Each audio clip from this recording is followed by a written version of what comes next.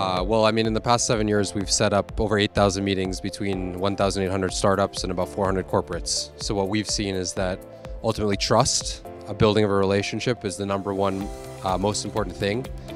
Mutuality, being able to come down to a startup's level and really play ball with a startup and not sit on a high horse is super important.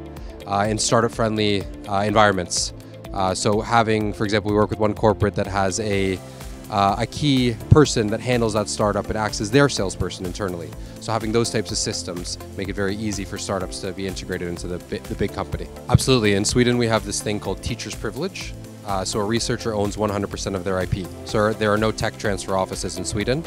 What we see is that means that a researcher is inclined to commercialize their research. They will go to a university holding company, as we call it, to develop the idea into a prototype.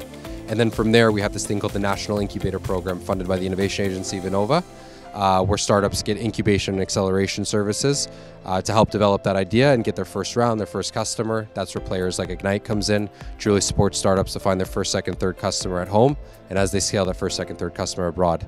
It's a national network. Our parent company, SISP, Swedish Incubators and Science Parks, represents 64 incubators and science parks across the entire country.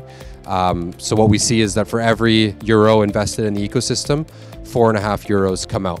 So it's a really good investment from governments to put for the Swedish ecosystem.